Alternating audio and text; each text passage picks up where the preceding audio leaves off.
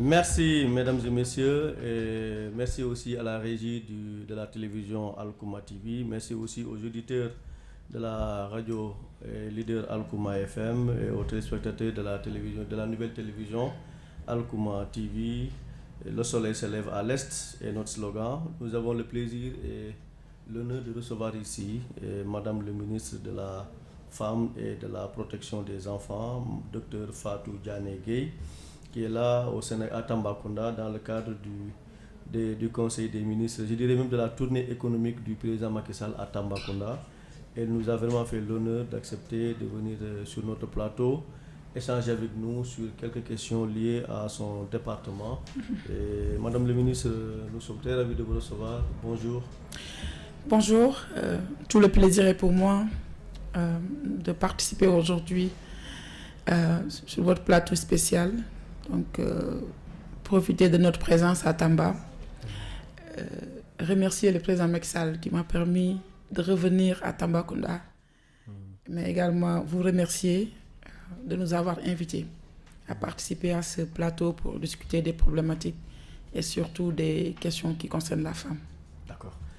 Merci Madame le ministre. Vous êtes à Tambacounda dans le cadre du Conseil des ministres délocalisés, je dirais de la tournée économique du chef de l'État. Que vous inspire ces conseils des ministres délocalisés et une initiative du président Macky Sall? Alors, pour moi, c'est une bonne occasion. C'est une excellente idée, le fait de convoquer au niveau des régions des conseils des ministres, comme ça se fait à Dakar, tous les mercredis, prendre l'initiative de venir dans une région et de convoquer cette réunion hebdomadaire, en profiter pour inaugurer des infrastructures, en profiter pour rencontrer les acteurs de la région, en profiter pour toucher les problématiques fondamentales de la région, c'est une bonne idée. Donc c'est quelque chose que le président a initié depuis des années. Je pense que la dernière fois ici à Tamba, c'était en 2013. Le 25 avril 2013. Où il avait pris des engagements considérables en termes d'investissement, en termes d'accompagnement des populations de Tamba. Revenir aujourd'hui à Tamba, c'est une bonne occasion pour évaluer ces engagements-là. Ne serait-ce que ce point, c'est assez important dans une vie, de pouvoir surtout tout le temps évaluer les actions et surtout de reprendre d'autres engagements. Donc c'est ça, c'est pour le développement de la localité, ça c'est pour accompagner les localités et je pense que c'est une bonne occasion pour les habitants de Tamba d'avoir cette réunion décentralisée ici à Tambacounda. Et l'économie locale est boostée aussi parce que tous les hôtels ont fait le plein, même les petits commerçants se frottent les mains actuellement. Ah oui, à un moment donné, je pense que le président le dit souvent, que le Sénégal ne se résume pas à Dakar, que le Sénégal c'est aussi le Sénégal des profondeurs. Donc c'est important de délocaliser l'économie tout entière à Tambacounda. C'est important à un moment donné de booster l'économie. Donc ne serait-ce que cet aspect qui booste l'économie locale, cet aspect de permettre à tous les ministres de descendre à Tambacounda, d'être en contact direct avec les populations pour mieux mesurer leurs préoccupations, je pense que ça vaut le coup.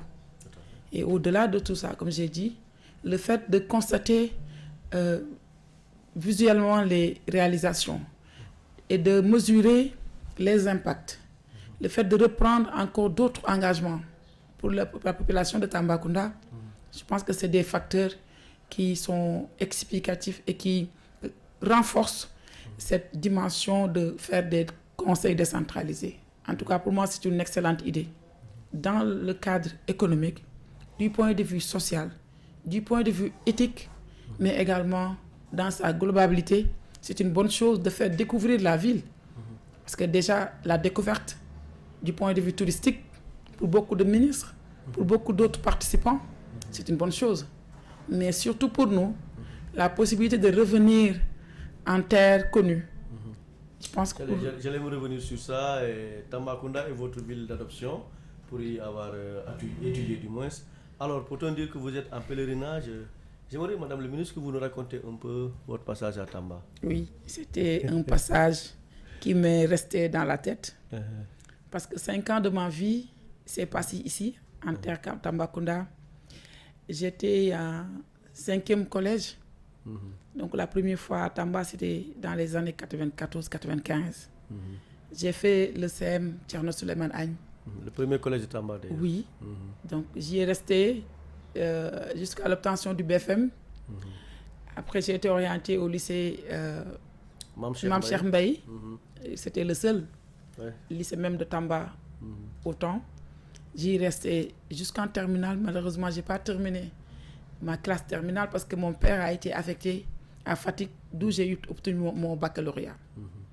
Mais c'est un passage qui m'est resté dans la tête pour beaucoup de raisons. Comme je viens de dire, dans le cadre d'un cursus scolaire, le collège marque toujours la personne. Tout à fait. Dans le cadre d'un cursus au lycée, les 2 premières années, la seconde et la terminale, sont déterminants pour la seconde plutôt et la première sont déterminants pour la terminale.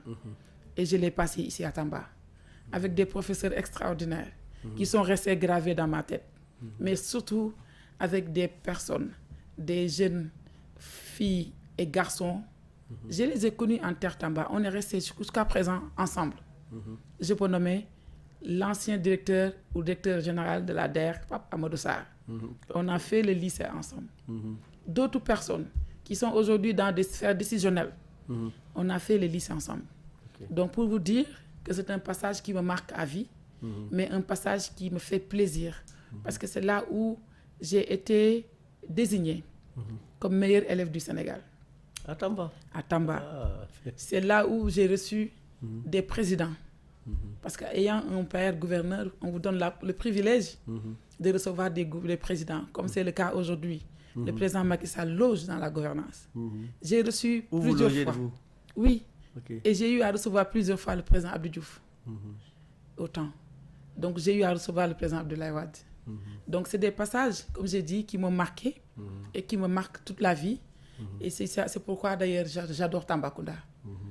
À l'université, je faisais partie de l'association des ressortissants de Tamba. Jusqu'à aujourd'hui, mes meilleurs amis sont de Tamba. Je peux en citer des personnes, des noms, mais pour vous témoigner, pour vous dire exactement la joie qui m'anime aujourd'hui de me retrouver encore à Tambacounda après 22 années. Merci et bienvenue chez vous. Merci. Alors, on va entrer dans le vif du sujet maintenant. Votre département est en charge de l'entrepreneuriat féminin, dans l'autonomisation économique des femmes et des filles. Pouvez-vous rapidement revenir sur vos grands chantiers dans ce domaine? Alors, comme vous l'avez dit, le ministère de la Femme, de la Famille et de la Protection des Enfants, c'est un ministère qui s'articule sur beaucoup de dimensions. Mais l'une des dimensions capitales, en tout cas si ce n'est pas même la première dimension, constitue l'autonomisation des femmes. Vous savez, au Sénégal, comme on le dit souvent, les femmes sont plus nombreuses que les hommes en termes de population. Mais également en termes de jeunesse, même au niveau jeunesse, les femmes sont beaucoup plus présentes, les jeunes filles sont beaucoup plus présentes que les jeunes hommes. Ce qui veut dire qu'il y a beaucoup de problématiques de la société sénégalaise qui concernent, et de façon générale, même toutes les problématiques concernent la femme. Donc, dans le cadre du ministère, nous avons identifié le truc qui n'a pas de fonds ne peut pas se développer. Mais il faut également de l'encadrement en continu. C'est-à-dire, au-delà de la formation, au-delà de l'accès au financement, il faut renforcer les unités de production. Parce que les femmes s'activent pratiquement dans des volets, sur des secteurs connus. C'est quoi? C'est la transformation des produits céréaliers. C'est les savonneries. C'est quoi? C'est l'agriculture. C'est la pêche. Donc, il faut que ces unités, qui constituent aujourd'hui le maillon fort de l'activité des femmes, soient renforcées. Donc, il faut également appuyer ces unités. Mais dans toute chose, il y a une dimension hautement sociale portée par les femmes. C'est la gestion de la famille. Cette femme qui est dans la famille, qui est même le socle de la famille, qui travaille matin, midi, soir sur des travaux destinés à l'alimentation, destinés à la prise en charge des besoins de la famille, ce sont des travaux non rémunérés. Mais ces femmes sont dans le compte. Il faut les appuyer en outils pour les soulager dans les travaux de famille. Parce que si elles sont bien soulagées, le temps qu'elles mettaient pour cuisiner, elles peuvent mettre 2 heures de temps au lieu de 4 heures ou 5 heures de temps. Le temps qu'elles mettaient pour plier le mil, pour aller chercher de l'eau, elles peuvent économiser du temps. Et ce temps gagné peut servir à faire des activités génératrices de revenus. Donc, pour vous dire que l'autonomisation de la femme est une condition sine qua non pour arriver à l'émergence au Sénégal. Voilà, vous parlez d'autonomisation, mais il y a aussi une thématique qui revient souvent dans les débats, le leadership féminin. Voilà, avec le vote de la loi sur la parité, on peut dire que le leadership féminin est une réalité au Sénégal maintenant. Oui. Ou bien il reste toujours en cours? Il reste toujours en cours. Des défis à relever? Mais oui, beaucoup de défis d'ailleurs. Même si par ailleurs, nous constatons et nous saluons à sa juste valeur les avancées notoires amenées par le président Macky Sall dans le leadership féminin. Beaucoup de femmes sont responsables aujourd'hui, en tout cas sont responsabilisées. Au-delà du ministère de la Femme, qui est un ministère naturellement dévolu à la femme, mais on trouve des ministères où c'est des femmes leaders qui sont ministres. L'économie, l'énergie, qui est un ministère très important. La santé, qui est également un ministère hautement important, stratégique. Les affaires étrangères, notre sœur Aïssata, c'est des ministères, mais vraiment très stratégiques, qui sont portés aujourd'hui par des femmes. Ça vous donne juste une idée de comment le président Macky Sall considère la femme et le leadership féminin. Mais au-delà de ces ministères, dans des institutions telles que la gendarmerie, dans des institutions telles que la police, telles que l'Assemblée nationale, et d'autres on voit des femmes responsabilisées. Aujourd'hui, la parité, c'est le président Macky Sall qui a mis en œuvre la loi sur la parité. Si on parle aujourd'hui au niveau de l'Assemblée nationale d'une présence de presque 50% de femmes, c'est grâce au président Macky Sall. Même dans nos collectivités locales aussi. Dans les collectivités même dans les bureaux locales. des collectivités locales. Si on arrive aujourd'hui à invalider des bureaux de collectivités locales, des bureaux communaux, parce que justement, on a noté que le bureau n'était pas paritaire. Ça, c'est grâce au président Macky Sall. Et si on insiste pour dire que nous allons aller jusqu'au niveau local, nous allons insister sur les collectivités territoriales pour que tout soit paritaire, c'est grâce au président Macky Sall. Par contre, le combat reste également toujours d'actualité. Même si on a la loi, même si des efforts considérables sont en train d'être mis pour quand même respecter cette loi, il y a des dimensions qui nous résistent encore. Et nous voulons briser cette glace pour arriver à un leadership incontestable de femmes. Pourtant, s'attendre un jour à une présidente de la République du Sénégal? Mais pourquoi pas? D'autant plus que les femmes sont plus nombreuses. Il y a des pays qui ont déjà connu ça. Ce n'est plus pour nous un blocage, ce n'est plus pour nous... Oui, ça peut être une réalité au Sénégal. Et je pense qu'avec les actions prises par le président Macky Sall, avec la confiance du président Macky Sall envers cette tranche, cette femme, les femmes de façon générale, on peut arriver naturellement à parler de présidente du Sénégal un jour. J'y crois fortement. Merci, Madame la Ministre. On le sait aussi, Madame la Ministre, les violences basées sur le genre connaissent une forte recrudescence à travers le monde. Alors, quelles sont les stratégies mises en place par votre département pour combattre ces phénomènes-là? Alors, les violences, c'est également un thème d'actualité au Sénégal, malheureusement. Parce que je pensais quand même qu'en 2022, même si par ailleurs des violences peuvent exister, il y a de ces types de violences, pour moi, ça devait être dépassé depuis des années.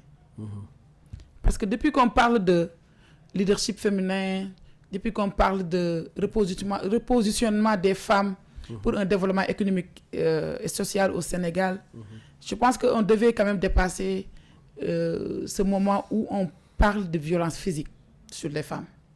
Parce que vous savez, il y a différentes formes de violence. Il y a violence pour être psychologique. On en assiste, des violences psychologiques, des violences morales, des violences verbales.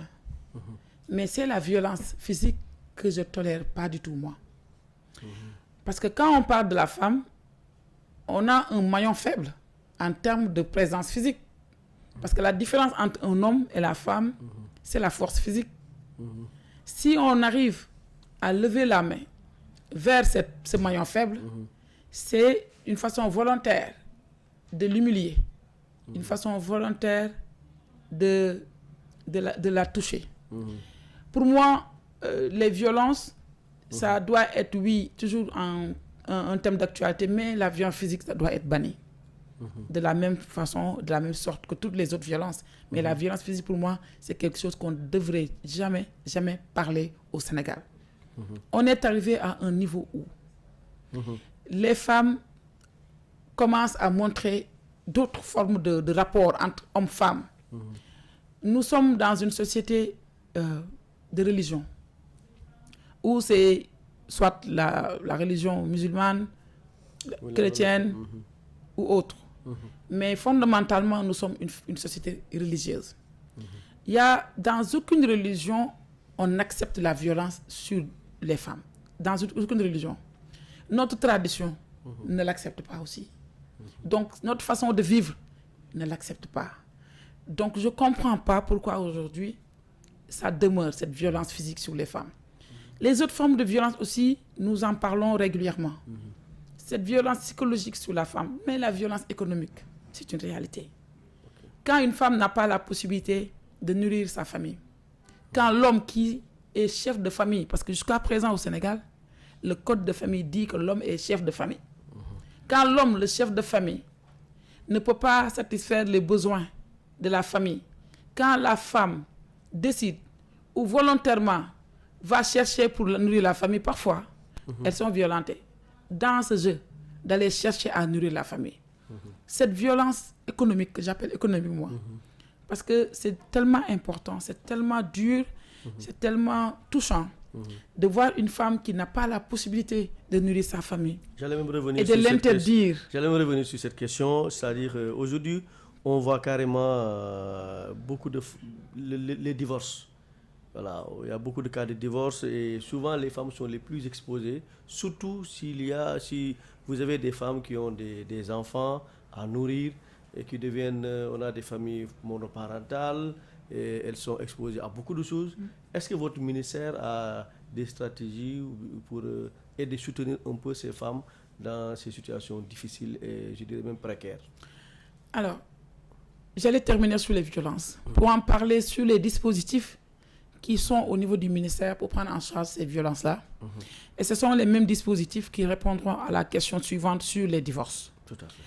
Alors, sur les violences, en termes de dispositifs, au niveau du ministère, nous avons approché la question en essayant d'abord de mettre l'accent sur là où il y a le problème, là où le problème est plus accentué, c'est la connaissance, ou en tout cas la dénonciation. Parce qu'en fait, beaucoup de femmes sont violentées ou subissent des violences et elles n'en parlent pas. On s'est rendu compte... le concept du suture. Oui, on s'est rendu compte de cela et nous avons dit d'abord, commençons à mettre à la disposition des femmes une façon, un outil qui leur permet de parler. Parce que comme j'ai l'habitude de dire, si on donnait le micro à toutes les femmes du Sénégal, on allait entendre des histoires et des histoires. Mais nous avons compris cela au niveau du ministère et nous avons mis en place une ligne, un numéro vert, le 116, qui est accessible H24. Le numéro vert, ça rappelle le numéro 116. Qui est accessible H24 tous les jours, 24 heures sur 24. Les appels sont gratuits aussi. Gratuits. Et qui nous permet de recenser les femmes qui subissent des violences et qui n'ont pas peut-être le droit ou n'ont pas la possibilité d'en parler. Peuvent parler directement sur cette ligne. Ces femmes qui assistent à des violences ou qui connaissent des violences et qui ont la possibilité de nous contacter. Nous les appelons à appeler sur ce numéro-là pour en parler. Parce qu'il faut savoir une chose. Le fait d'être victime de violence, c'est une chose. Mais le fait d'en parler, ça peut soulager beaucoup de choses. Tout à fait. Parce qu'on le dit souvent. Parler quand on a un problème, ça soulage. Donc, ne serait-ce que le fait de les écouter. On a des personnes qui sont derrière cette ligne et qui écoutent les femmes, qui vous permettent de nous dire exactement ce que vous subissez, mais également si vous êtes témoin de victimes de violence, vous appelez. Donc, c'est un premier dispositif qui est mis en place pour dénoncer les cas de violence faites sur les femmes. L'autre aspect, c'est qu'au-delà de la dénonciation, la prise en charge. Comment ces victimes sont prises en charge? Donc, après cette dénonciation, nous avons une série d'actions que nous mettons en œuvre avec beaucoup d'acteurs aussi. Parce que nous travaillons avec les Badjonogo, Nous travaillons avec tous les acteurs communautaires qui se trouvent au niveau local. Nous travaillons avec les collectivités territoriales. Nous travaillons avec les collectivités, les maires, les conseils départementaux, les élus locaux. Nous travaillons avec tous ces acteurs pour mettre en place une chaîne de prise en charge. C'est-à-dire, une fois la dénonciation faite, la victime est prise en charge automatiquement par l'acteur le plus proche. Parce que nous localisons la victime. Si ça se trouve que la victime se trouve à Tamba, précisément à Koussanar, je donne un exemple, nous allons voir à Koussanar quel est l'acteur le plus proche, le Badjanougor le plus proche, le comité qui gère les violences le plus proche. Nous l'activons pour une prise en charge rapide de la victime. Une fois cette étape passée, nous allons voir est-ce que la victime a besoin de prise en charge de santé, de prise en charge juridique ou juste a besoin d'une réconciliation. Parce que nous sommes aussi dans une société de réconciliation. Nous mettons en avant le premier instrument que nous avons au niveau de notre ministère, c'est de la réconciliation. Et donc, nous allons étape par étape prendre en charge les besoins de la victime. Donc, voilà les dispositifs ou le dispositif mis en place par le ministère de la Famille en rapport avec les autres ministères sectoriels. Nous travaillons avec le ministère de la Santé, nous travaillons avec le ministère de l'Éducation, nous travaillons avec tout le monde. Et cette ligne, ce n'est pas seulement les violences faites sur les femmes, mais également c'est une ligne destinée à prendre en charge les besoins des enfants. Les enfants qui sont en détresse, les enfants qui sont dans la rue, les enfants qui ne retrouvent pas les familles. Donc cette ligne également est ouverte pour cette prise en charge-là. Donc pour vous dire que les violences, y compris maintenant les divorces, parce que comme vous le dites, beaucoup de femmes sont divorcées aujourd'hui. Il y a beaucoup d'études qui nous reviennent pour nous donner un peu les sources de divorce. Mais pour nous, le plus important, c'est une fois le divorce prononcé. Parce que voilà, la prononciation du divorce, ça peut être en commun, en commun accord avec le mari, comme ça peut aller jusqu'au tribunal. Hein, on a toutes ces formes de divorce-là. Mais une fois le divorce observé, la femme, si elle est dans une situation de vulnérabilité, nous avons également des dispositifs de prise en charge. On a des programmes qui s'activent au niveau du ministère, justement pour prendre en charge les femmes. Il faudrait que la femme se signale au moins. C'est ça, c'est-à-dire nous avons des centres d'autonomisation des femmes, les centres départementaux, qui étaient des centres régionaux, comme le CEDAF de Koussanar, qui reste notre point d'entrée dans la région. Parce que le président Macky Sall également a très tôt compris que pour prendre en charge les besoins des populations, il faut être à leur côté. Il faut de la proximité avec les populations. On ne peut pas être à Dakar et prendre en charge une femme qui est en détresse à Koussanar. Donc, il fallait avoir ses pieds à Tamba. Heureusement, nous avons le seul centre départemental qui est à Koussanar et nous travaillons à faire de sorte que chaque département ait son centre destiné à la femme. Que ce soit le département de Tambacounda, que ce soit le département de Koupentoum, Goudiri. Donc, pour le département de Tamba, le centre se trouve à Koussanar. Donc, toute femme qui a un besoin de prise en charge, qui se sent vulnérable, peut aller directement vers ce centre. Il y a des bureaux d'écoute là-bas. Il y a le bureau d'enrôlement, des crédits. Il y a le bureau d'écoute. Il y a vraiment des assistantes sociales qui sont disposées à écouter les femmes à prendre en charge. Donc, si la femme divorcée se signale comme étant une femme vulnérable, nous avons tout un ensemble de programmes qui peut être activés pour encadrer et soutenir la femme. Tout à fait. Merci, Madame le ministre. Vous avez célébré cette année la Journée internationale de la femme rurale à Darou Khoudoss, dans le département de Tivaouane. Quel enseignement tirez-vous de cette manifestation en faveur des femmes rurales? Alors, Darou Khoudoss, c'était ma première sortie d'ailleurs. Quand j'ai été nommée ministre de la Femme, la première sortie, c'était à Darou Khoudoss. En tant que femme rurale, parce que moi, je me considère comme femme rurale, parce que je suis de Diourbel. Comme le président Tout à fait. Donc, en tant que femme rurale, faire une première sortie vers une zone rurale, rencontrer également les femmes rurales, c'était pour moi cerise sur le gâteau. Donc, ce que le président Macky Sall m'a fait, c'était énorme. Cette rencontre m'a permis également de comprendre que, comme je l'ai dit au début de la communication, les femmes se trouvent dans le Sénégal en profondeur. Pourquoi? Parce qu'à Tivaouane, j'ai rencontré des femmes qui sont dans les transformations de beaucoup de produits. Et j'ai découvert là-bas même des produits jamais connus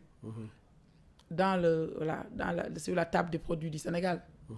J'ai rencontré des femmes qui s'activaient dans l'agriculture, des femmes qui s'activent dans l'élevage et qui m'ont proposé, qui m'ont présenté des produits dérivés du lait. J'ai rencontré là-bas des femmes qui s'activent dans les mines. Parce que Darou Khoudoss aussi, c'est la zone minière. C'est comme Tambacounda, c'est la zone minière. Et il y avait une dualité entre l'agriculture et l'exploitation minière. Et c'est là où j'ai compris la problématique profonde de ces dames-là qui me disaient, on a le choix entre laisser les industries extractives exploiter nos terres ou nous laisser nos terres s'activer dans l'agriculture. Je leur disais, il faut dans les deux analyser les pertes et profits. Quel serait selon vous le meilleur schéma? Et là, j'ai compris, effectivement. Elle me disait que les personnes, ou en tout cas les industries extractives qui utilisaient les terres, si ces industries avaient mis dans leur schéma un plan d'appui à l'autonomisation des femmes, ça pouvait peut-être remplacer les avantages que les femmes pourraient tirer de la terre. Mais malheureusement, on a observé ce jour-là que ce n'est pas le schéma qui est mis en avant. Et donc, ça nous a permis de poser la problématique de l'accès des femmes à la terre. Parce qu'avant de faire l'exploitation agricole, il faut avoir la terre, la disponibilité de la terre. C'est une vieille doléance des femmes d'ailleurs. Or, les industries extractives, comme elles sont beaucoup plus nanties, elles ont beaucoup plus accès à la terre. Ces femmes qui ont déjà des limites, parce que voilà, dans la compréhension, dans la vie sociale de la femme du Sénégal, ce n'est pas la femme qui doit détenir la terre, mais c'est l'homme. Tout à fait.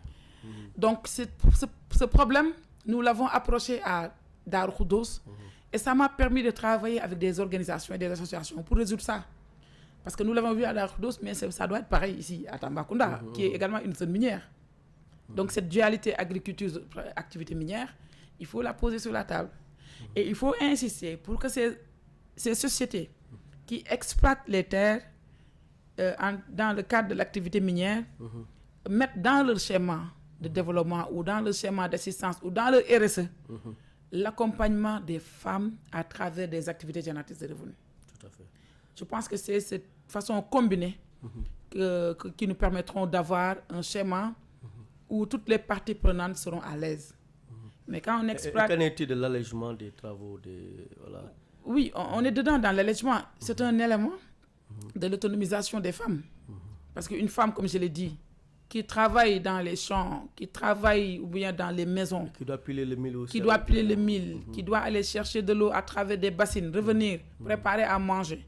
Si elle met plus de 6 heures de temps à faire ce travail-là, au moment où elle pouvait mettre 2 heures de temps, aller utiliser les 4 heures en rentabilisant ces 4 heures dans une activité génératrice de revenus, pour moi, c'était le meilleur chemin. Et c'est pourquoi nous l'avons combiné, l'allègement et l'autonomisation.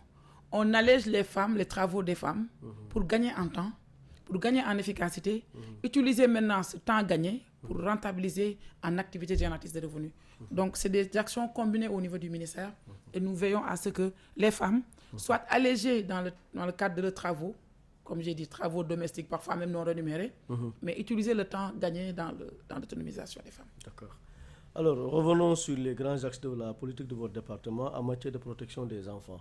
Bon, on va laisser un peu les femmes, mais pour revenir maintenant aux autres cibles de votre département, en l'occurrence les enfants, peut-on avoir une idée de vos stratégies sur des pratiques comme les mariages et grossesses précoces, les mutilations génitales, la mendicité, les abus, etc.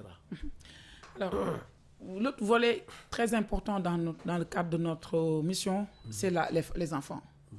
L'autonomisation, plutôt la protection des enfants constitue un volet très très important. Pourquoi? Parce que on ne peut pas parler de femmes déjà sans enfants.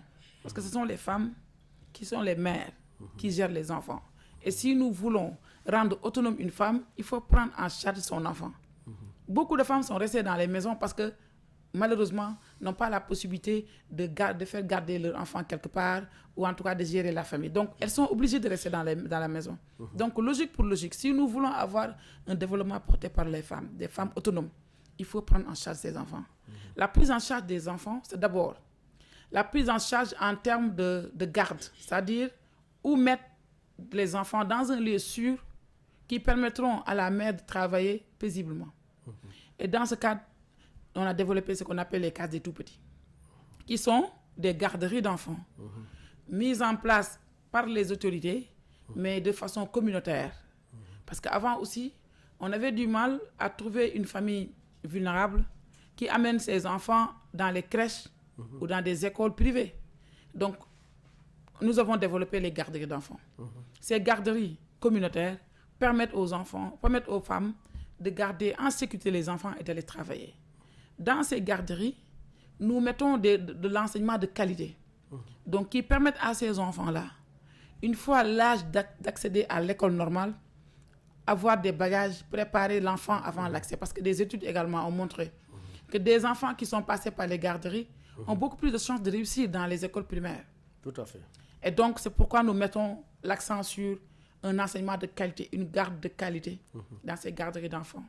Et parallèlement, nous avons travaillé aussi dans la prise en charge de ces enfants, ces petits-enfants, en veillant sur la nutrition de ces enfants, sur la santé de ces enfants, de façon générale sur tous les besoins de ces petits-enfants. Ce qu'on appelle le développement intégré de la petite enfance. Au lieu de mettre l'accent sur la garde, on dit, en dehors de la garde, regardons la santé, regardons la nutrition, regardons le bien-être de la petite enfance. C'est donc, nous avons développé ce qu'on appelle un programme entier de développement intégré de la petite enfance. Et en dehors de ces besoins, la prise en charge de leurs droits. Les enfants ont des droits. Le droit d'accéder à l'école, le droit de santé. Il y a de ces droits, nous essayons de les sécuriser, mais également de les approfondir. Donc la prise en charge de l'enfant, depuis la petite enfant jusqu'à l'enfant généralement, jusqu'à la majorité, c'est un volet très important au niveau du ministère. Et la protection contre ces phénomènes que je viens de citer, les grossesses précoces, etc. C'est l'ensemble qui fait la prise en charge. Parce que les fléaux que vous venez de citer, c'est des fléaux réels que nous vivons, avec lesquels nous vivons. Mais comme j'ai dit, c'est des dimensions prises en charge intégralement. On parle d'enfants dans la rue ou de mendicité. C'est une réalité, peut-être pas de façon prononcée à Tamba, mais dans des villes comme Dakar, c'est une réalité. Il y a du commerce sur les enfants que nous avons détecté et que nous sommes en train de mettre des stratégies pour retirer ces enfants dans la rue, parce que comme on a l'habitude de dire, la place de l'enfant, ce n'est pas la rue. C'est soit l'école, soit la maison. Donc nous y travaillons. La problématique des grossesses précoces, qui est une problématique réelle dans les zones centres, dans les zones sud du Sénégal. Parce que comme je vous dis, ayant vécu à Tamba, j'ai vu des camarades de classe qui ont arrêté leurs études à cause d'une grossesse. Donc c'est une réalité. Nous y travaillons en relation avec, comme j'ai dit, les acteurs communautaires. Les Badjanougo. Est-ce qu'il y a suffisamment de sensibilisation? Oui, alors nous allons prononcer la sensibilisation. Nous allons accentuer la sensibilisation. Nous allons, en 2023, utiliser même le réseau des écoles. Travailler au niveau des écoles pour renforcer la sensibilisation. Il y a des programmes qui sont au niveau du ministère. Je pense qu'ils seront activés en 2023. Parce que comme j'ai dit, moi, je pense que la problématique, surtout des jeunes filles, c'est au niveau des écoles. Il faut aller jusqu'aux écoles pour parler avec ces jeunes filles. Les cibles sont là-bas. Donc nous allons faire le tour des écoles. Parler avec les jeunes filles. Les mettre à l'aise pour parler de sexualité. Parce que c'est un problème. Ça ne doit pas plus être une question taboue. Oui, au Sénégal, on n'en parle pas beaucoup. On n'en parle pas beaucoup. Malheureusement, ça fait des dégâts. Parce que beaucoup ne connaissent pas en réalité ce que c'est que la sexualité. Parce que c'est devenu tabou. Or, c'est une réalité, nous vivons en tant que filles, en tant que femmes, avec des problématiques liées à notre sexualité. Il faut qu'on ose poser ces problèmes. Donc, nous allons parler à ces jeunes filles-là. Parce qu'en dehors des questions de violence, il y a d'autres aspects qui intéressent les jeunes filles, mais personne n'en parle. Tout à fait. Parce qu'elles se sentent gênées même d'en parler. Pourtant, il y avait des cours club, je ne sais pas, les clubs EVF. C'est toujours d'actualité. Il y a beaucoup de clubs EVF qui s'activent, qui font des renforcements, mais c'est toujours un besoin. La sensibilisation, l'accompagnement des jeunes filles, le renforcement pour leur faire parler. Pour leur faire parler. Pour qu'elles vraiment se mettent à l'aise pour parler de leurs problèmes. Il y a des problèmes qu'elles vivent, des problèmes en interne. J'ai tout à l'heure évoqué ce problème qu'on a rencontré dans certaines zones. Les toilettes dans les lycées, dans les écoles, c'est des problèmes. Les filles ne peuvent pas partager ou en tout cas même en le partageant, elles le font mais avec des gènes mais énormes. Parce que justement, les toilettes ne sont pas aptes à recevoir une fille. Ça, c'est des réalités dans les écoles. On est en train de formuler un programme avec un bailleur. C'est même ce bailleur qui m'a mis le mot à l'oreille. Comme quoi il a rencontré des écoles où les filles développent des maladies. Parce que justement, ne veulent pas rentrer dans les toilettes. Elles retiennent les urines, elles retiennent leurs besoins du matin jusqu'au soir pour éviter de rentrer dans les toilettes des écoles. Et malheureusement, ça a généré une nouvelle maladie qui est en train de faire des ravages dans les écoles. Mais donc, raison pour laquelle en parler.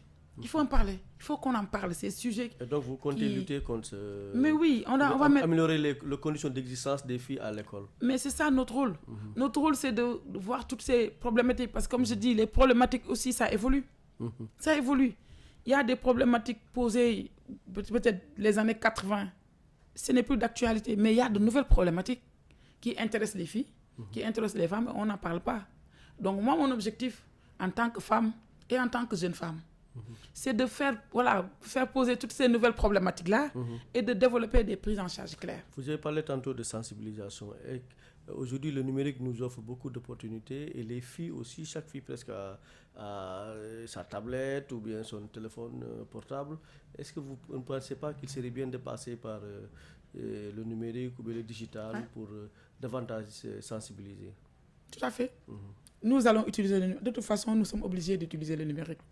Aujourd'hui, si nous voulons vraiment être en phase avec tout ce qui se passe dans le monde, si nous voulons être en phase avec tout le développement qu'on dit en termes d'émergence et tout, le numérique devient incontestablement un outil indispensable. Tout à fait. Donc, nous allons l'utiliser. Nous allons déjà, dès même l'âge des tout petits, au niveau des cases des tout petits, on commence à leur parler du numérique. Parce qu'on voit maintenant que nos enfants, même de très très petits enfants, ont accès au téléphone. Tout à fait. Nos petits-enfants là, des enfants de 3-4 ans, commencent à manipuler notre téléphone. Absolument. Donc ça devient une réalité, même au niveau des cases des tout petits. Nous commençons à mettre des classes informatiques pour faire un peu parler du numérique et de la digitale. C'est pareil aussi avec les jeunes filles, c'est pareil avec les écoles, c'est pareil avec les femmes. Ce matin, je disais aux femmes, utilisez votre téléphone maintenant. Vous n'avez pas besoin tout le temps de venir ici au CEDAF pour parler avec nous. Utilisez votre téléphone. Tout à fait. Donc nous allons vraiment se mettre au numérique, mais attention, nous allons aussi sensibiliser. Parce que le numérique, il y a une forme de violence observée dans le numérique.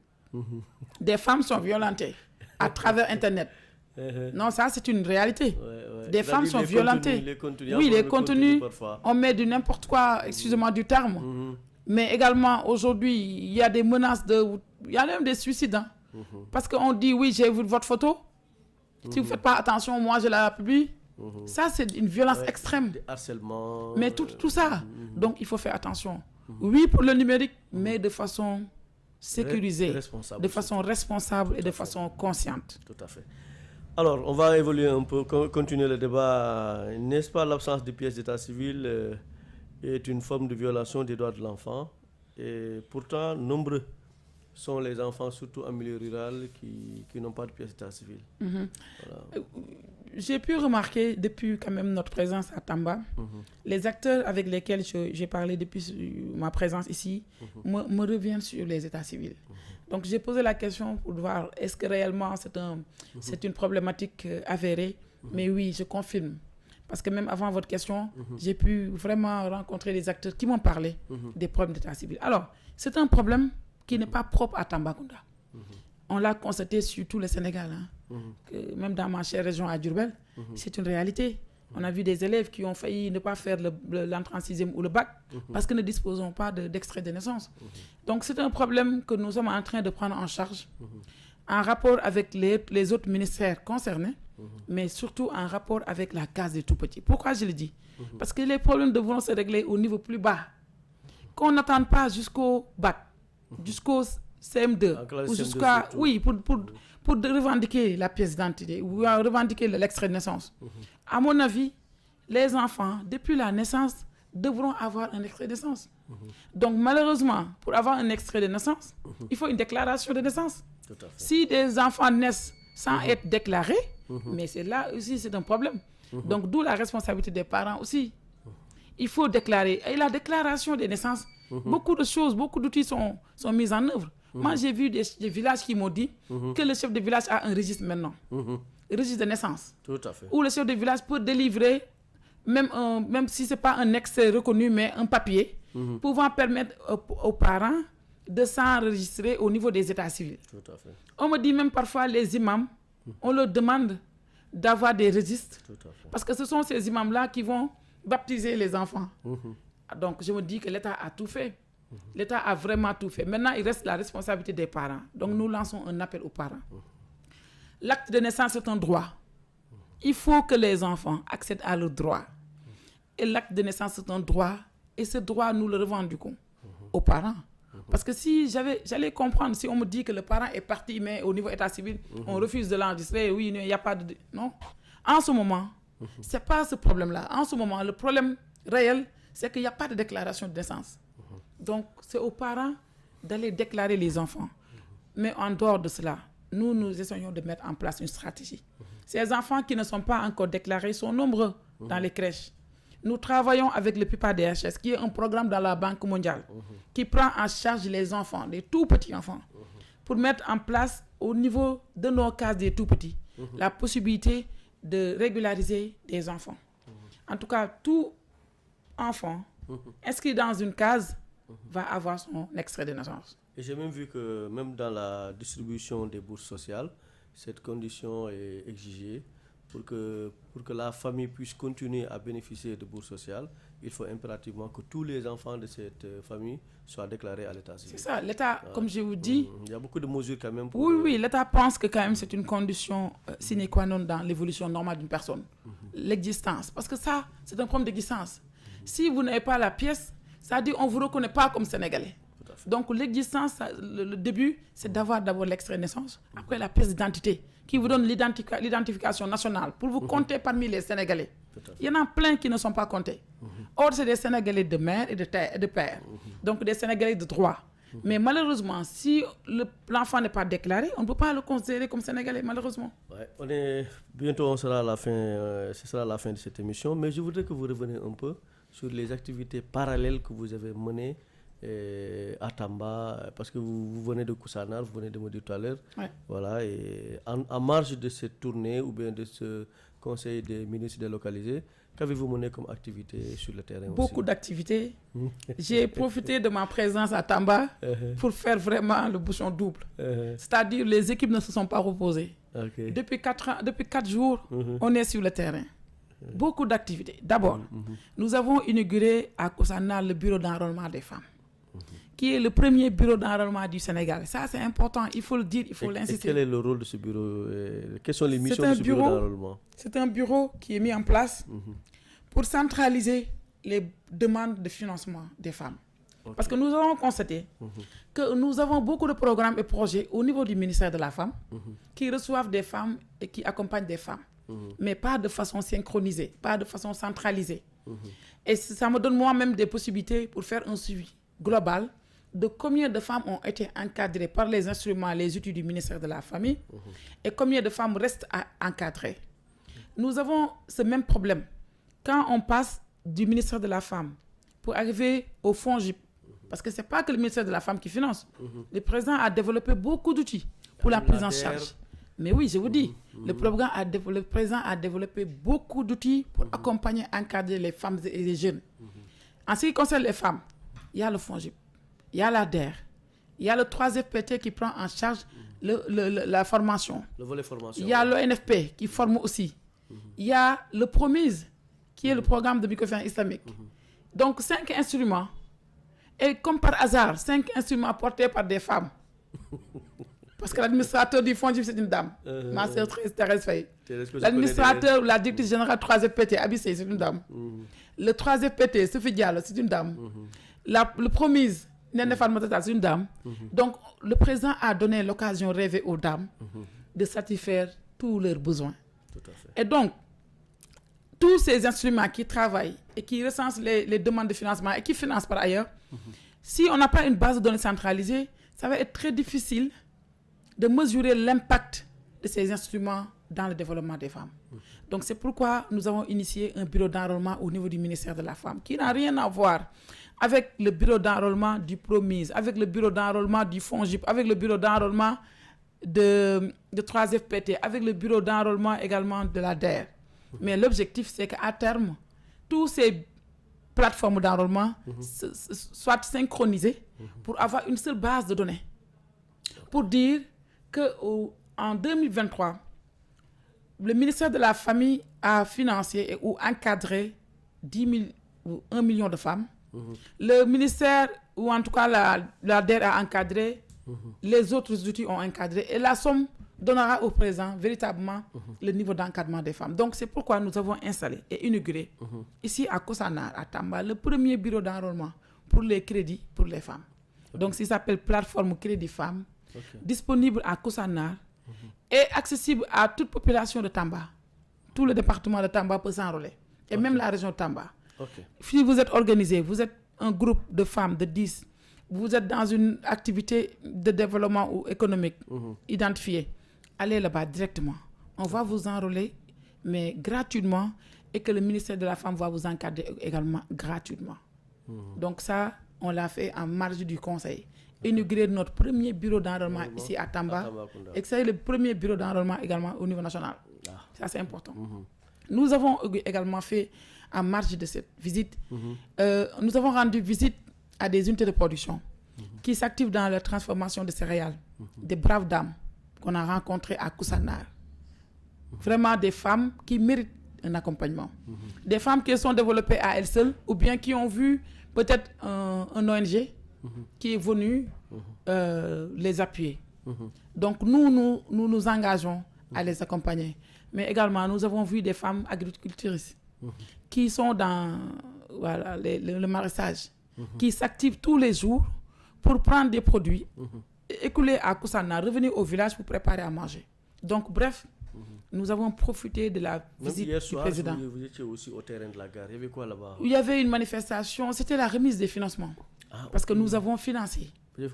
On a profité de notre présence pour accompagner 1100 femmes. Ces 1100 femmes sont structurées autour de autour de 104 unités de production. Les 100 unités de production, ou en tout cas les 100 groupements de femmes identifiés, ont reçu chacun 1 million, chaque groupement. Ce qui fait 100 millions. Donc, financés avec notre partenaire IMSEC. Et c'est des financements à des conditionnalités très faibles. C'est-à-dire, nous avons essayé de lever dans ce financement les contraintes d'accès, à savoir les taux d'intérêt très bas. Un taux d'intérêt qui égalise 0. Nous l'avons négocié avec nos partenaires. Il n'y a pas de condition d'accès parce que même la prise en charge des frais d'accès, c'est-à-dire l'ouverture de compte, la caution, la garantie, tout a été pris en compte. Donc la femme accède mais facilement à ce financement en y déboursant 0 franc. Et le financement, c'est sur 1 an. Le groupe de 10 à 1 million, elle travaille sur 1 an et elle rembourse même pas 0, quelques %. Donc c'est 100 millions que nous avons financés hier avec 100 groupements de femmes. En dehors de ces 100 millions, nous avons financé 64 millions autres, destinés à 4 unités de production. Parce que nous avons un programme, le PADES, qui est un programme d'appui aux femmes et aux jeunes, en partenariat avec la Banque islamique de développement qui nous a financé. Nous avons identifié 4 unités de production et ces 4 unités de production ont été accompagnées à autour de 64 millions. Il y a une unité qui a reçu, je pense qu'il se trouve à Goudiri, qui a reçu 33 millions de renforcement de besoins. Ce sont des unités qui existent et nous avons appuyé ces unités-là. Donc ça aussi, nous l'avons donné hier à la gare et ça continue. C'était juste un signal pour donner aux femmes, pour leur dire que nous sommes là. Donc vous leur avez déjà donné un bon cadeau de fin d'année. Prête à les accompagner.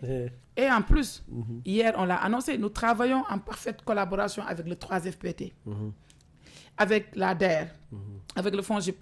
Notre souhait, c'est que les 100 premiers groupements sélectionnés à Tamba soient accompagnés dans la formation. Le 3FPT est là. Ils vont prendre les 100 groupements. Nous allons les former dans diverses activités. Certaines en savonnerie, d'autres en céréales, d'autres en huileries, pour qu'on finisse d'ici 6 mois, qu'on installe 100 unités de production à Tamba. Okay. Donc c'est un modèle économique que nous sommes en train de dérouler. Okay. On ne finance pas les femmes et on les laisse partir. On les finance et on accompagne pour qu'à terme, qu'on ait au moins des unités installées ici à Tambacounda. Okay. Donc voilà de façon ramassée ce qu'on a pu faire avec cette visite qui nous a permis de rencontrer les acteurs aussi et de discuter avec elles. Alors, avant le mot de la fin, Madame le ministre, quels sont vos vœux de fin d'année ou bien de nouvel an pour les enfants et les femmes du Sénégal, et plus particulièrement ceux de Tambacounda? Oui, leur souhaiter une année de paix, souhaiter à toute la population du Sénégal une année vraiment de prospérité, une année d'abord de santé, parce que nous avons connu quand même des années, surtout les 2 dernières années, fortes de pression de santé avec le coronavirus ou avec la Covid, qui nous a freinés, qui nous a savonnés, mais dans tous les sens. Donc moi, je préfère une année vraiment de santé. De santé et de paix pour le Sénégal, mais surtout une année de prospérité pour toutes les familles. Une année d'autonomisation de la femme. J'aimerais quand même que ça soit une réalité au Sénégal, parce que nous en parlons depuis ma naissance. J'entends parler autonomisation, financement, renforcement. Moi, j'aimerais que 2023 soit une année véritablement d'autonomisation des femmes, d'installation de nouvelles unités, de développement de leurs activités, mais vraiment une année portée par les femmes, 2023. Pour les enfants, je leur souhaite une année de santé, comme j'ai dit, mais également une année de prise en charge de leurs droits. J'aimerais plus voir un Sénégal avec des enfants dans la rue. J'aimerais voir un Sénégal où chaque enfant trouve sa place dans la société, soit auprès de sa famille, auprès d'une institution de prise en charge. Donc bref, je souhaite tout le meilleur pour le Sénégal en tout cas. Et le président a promis un grand bijou, un très beau bijou aux femmes de Tamba, le marché sous-régional que vous avez dépassé en allant à Koussanar. Je crois que ce marché aussi a beaucoup de potentiel pour aider les femmes de Tamba à être autonomes. Il y a également l'inauguration tout de suite de la maison des femmes. Ouais, réalisée par le Promoville. Voilà, ce sera tout de suite. Donc ça, c'est un cadeau aussi de fin d'année. Mais le marché serait également le plus grand cadeau pour les femmes de Tambacounda. Madame le ministre, le mot de la fin. Alors, vous remercier. Vous remercier vraiment pour cette opportunité que vous me donnez pour parler à toute la population de Tambacounda.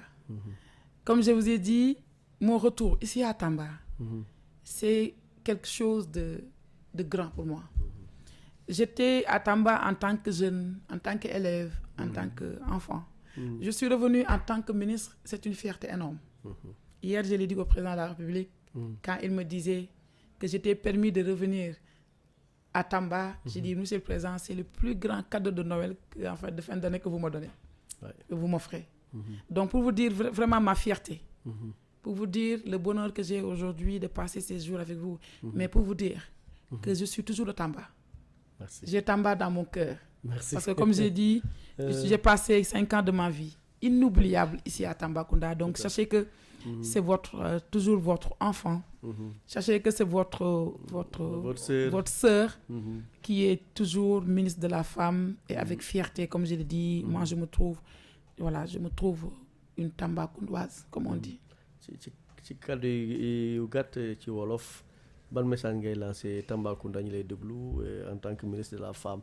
Alors d'abord di la sant di la gërëm d'abord ndax may nga ma tey cette possibilité maanaam opportunité bi ma am ñëw wax waa Tamba di ma dégg loo xamante ni lu ma yàggoon bëgg la ndax ku jaar Tamba def fi juróomi at sa àdduna jànge fi ñu tettale fi nga am fi ay yaay am fi ay papa am fi ay lu nekk ndax mën naa ko wax quartier bu ma dugg ci Tamba rek mën naa la wax fii amoon naa fi benn koo xam sama tante la woon sama yaay la sama nijaay lu ne ma am ko Tamba kon boo ma permettre ma ñëw toog fii pour waxtaan ak waa Tambacounda dama la ciy sant di la ci féliciter mais di la ci gërëm mais également di profiter ci occasion bi pour wax waa Tamba ni man de contentement laa am maanaam fierté lay sentir ndax bi ma ñëwee bi ñu ñëwee dañuy dem Tamba rek li ma yëg ci sama yaram maa ko xam bi ma ñëwee ba duggaat ci gouvernance gi nga xamante ni yaroo naa fa màgge fa tëdd fa ma ni président néeg bee ngay seen moo nekkoon sama néeg ci gouvernance ba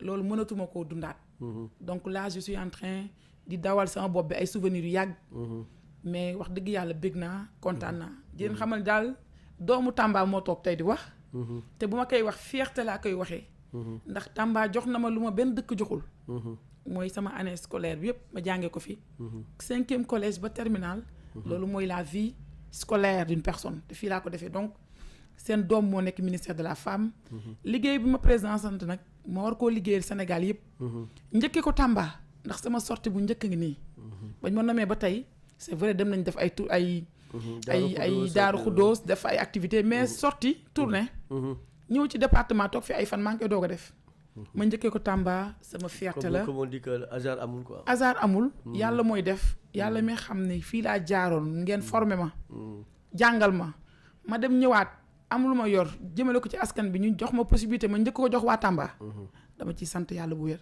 alhamdulilah bureau bi ñu ubbi tey fii lañ ko njëkk a ubbi Sénégal action yi ñu def tey financement bi fii lañ ko njëkk a defee ci Sénégal kon sant la c'est une façon pour moi ma delloo njukkal Tamba daal merci donc beaucoup. delloo naa leen njukkal sant naa leen gërëm naa leen wax dëgg yàlla di leen wan sama disponibilité di leen wax ni également loolu la ñu président Macky Sall sant nee nañu nañ jege population bi dañuy waxtaan ak ñoom nañu xool li ñu bëgg ñu def ko donc loolu moom dama leen koy wax ngeen soyez rassurés que man daal je suis à votre disposition plutôt. D'accord. Merci Madame le ministre Dr Fatou Diané Gueye, ministre de la Femme et de la Protection des Enfants, que nous recevions sur ce plateau de Alkouma TV et de la radio leader Alkouma FM. Madame le ministre, nous sommes très ravis. Je crois qu'on a réussi aussi une belle émission. En tout cas, la radio Alkouma vous dit merci. Vous êtes le 2e ministre que nous avons reçu sur ce plateau. Donc ça aussi c'est historique. La première femme ministre reçue sur ce plateau et a fait ses études à Tamba. Ouais. C'est vraiment quelque chose de symbolique. Encore une fois, merci pour votre disponibilité. Merci aussi à votre cabinet et surtout à notre grand frère qui vous accompagne, Pape Oumar Samb, qui est une fierté ici à Tambacounda, une référence pour nous les jeunes. Merci aussi à ces belles dames qui vous accompagnent. En tout cas, nous vous souhaitons un très bon séjour à Tamba, mais surtout un bon retour et bonne fête de fin d'année à toutes et à tous. Merci à la régie aussi. Merci et bonne soirée. Bonne soirée. Merci.